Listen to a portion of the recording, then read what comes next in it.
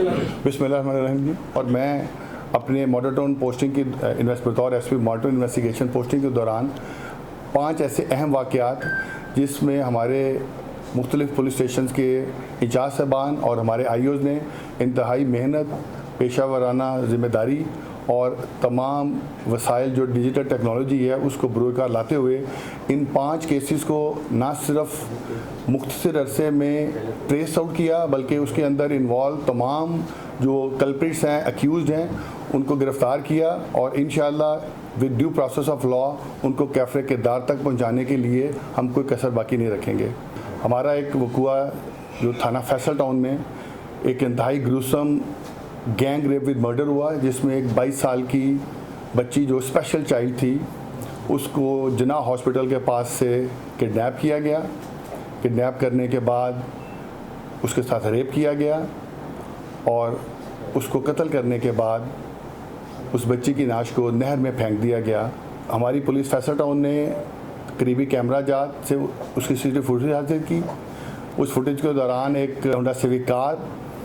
जिसको back track किया गया, बच्ची के घर से लेके इस पूरे एरिया को मुख्तलिफ सीसीटीवी फुटेज को जब पेरूज किया गया तो एक गाड़ी का number at that time identify हुआ और फिर उस नंबर के को ट्रैक करते हुए हम ना सिर्फ उस गाड़ी को रिकवर किया बल्कि उस वक़ूअ के अंदर जो 3 कस मुल्ज़मान थे उनको गिरफ़्तार किया। उनमें से 2 मुल्ज़मान आइडेंटिफिकेशन परेड के बाद हमारे पास हैं और तीसरा मुल्ज़म जो है वो आइडेंटिफिकेशन परेड के लिए भिजवा दिया गया है।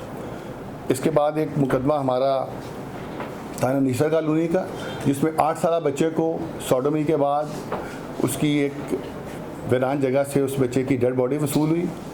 इसमें हमारी निश्तर कॉलोनी पुलिस ने बड़ी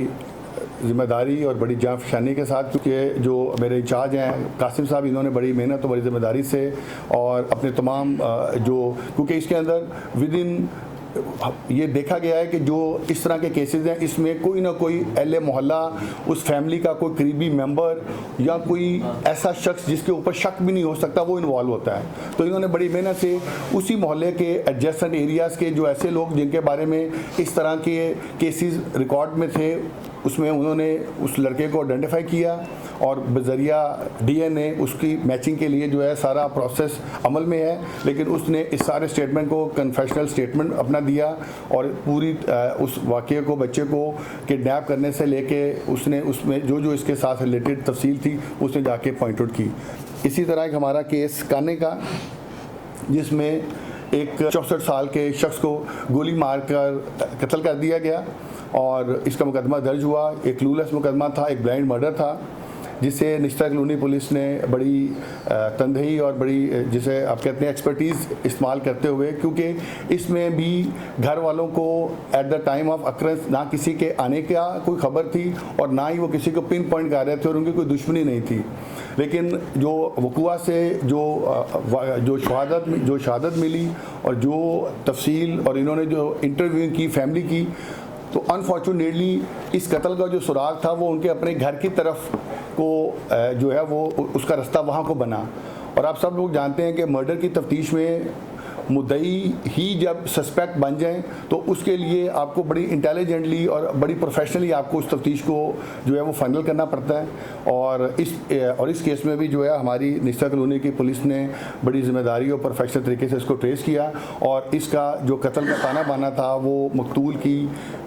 बेटी और उसके साथ एक नाजायज़ ताल्लुकात का जो शख्साना होता है उसकी बुनियाद उससे जो है वो मिली और इसमें जो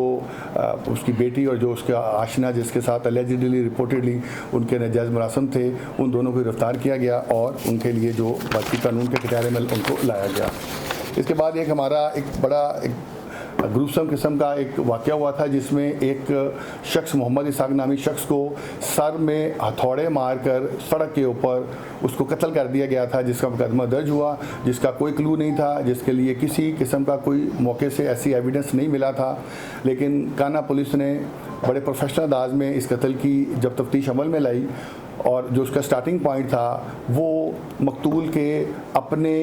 जो उसका कंडक्ट और जो उसका प्रोफेशन था, क्योंकि जब उसके कत्ल की वजूहात को ट्रेस किया जा रहा था तो ये पता चला कि मकतूल जो है वो जादू टूने का और तवीज़ धागे का काम करता है, और उसके पास अक्सर औकात ख़वातीन और इस तरह के हमारे जो मामलात हैं, जिसमें मैं इस कत्ल के हवाले से एक ये पैगाम देना चाह रहा हूँ कि ये एक मकरूह धंधा जो कि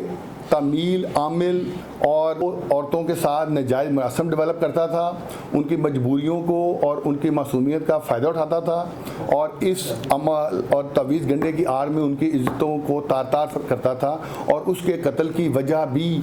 एक ऐसी औरत जो अपने हस्बैंड से तलाक लेने के लिए और उसको अपने असर में करने के लिए उसके पास कोई तावीज़ धागे के लिए आई, इसने उससे अपने नाजायज़ मुनासब डेवलप किए और उसको इंस्टिगेट किया कि वो अपने साबका शोहर से तलाक ले ले और इसके साथ रहने के लिए वो मजबूर हो जाए, और इसने उसकी मजबूरी और उसकी कमज़ोरी का फ़ायदा उठाने की कोशिश की। जब इसने उस औरत को हर तरीके से ब्लैकमेल करने की कोशिश की तो उस औरत ने अपने साबका शोहर के साथ मिल के इसको बदले के तौर पे इसको कत्ल कर दिया, और इसकी लाश जो है वो जब मौके से मिली तो इसका जो बैक ट्रैक था वो होता हुआ इस आमिल जो ये तवीज़ गंडे का काम करता था, ये उसके अपने करतूत और उसके अमाल के साथ जाके कल्मिनेट हुआ। और एक बहुत अहम वाक़या जो हमारा एक शादबाग के अंदर एक कॉरपोरेट ऑफिस के अंदर से $11,000 के करीब US करेंसी और 5-6 लाख रुपया पाकिस्तानी और कुछ लैपटॉप और कुछ दीगर चीज़ें जो थी उनकी एक नकबजनी का वाक़या हुआ। शादमान पुलिस ने ना सिर्फ 24 घंटे के अंदर असल मुलज़म को गिरफ़्तार किया बल्कि 100% रिकवरी, ये जो सामने आपको मेरी दाईं तरफ आपको जो ये रकम और ये डॉलर नज़र आ रहे हैं, ये $11,000 US और 4 लाख रुपया नकद और वो लैपटॉप, और ये विद इन 24 आवर्स 100% रिकवरी के साथ शादमान इंचार्ज जो हमारे अमन बख्श साहब हैं, इन्होंने इसको सिर्फ अपनी इंटेलिजेंस ऑफ माइंड और प्रेजेंस ऑफ माइंड को इस्तेमाल करते हुए, क्योंकि इस नकबजनी के अंदर जो मुद्दई थे उसके अपने ही अजीज़ ने, जो कि उसी दफ्तर में बतौर एक मुलाजम काम कर रहा था, उसने एक कॉन्कॉक्टेड वकूआ बना के इस वाक़े को अपने ज़ाती मकसद के लिए इस्तेमाल करने की कोशिश की, लेकिन प्रेजेंस ऑफ माइंड और intelligence inspection of the crime scene होने की वजह से विद इन 24 आवर्स एक तो ये रकम रिकवर होगी और जो मुलज़म था उसे भी गिरफ्तार कर लिया गया।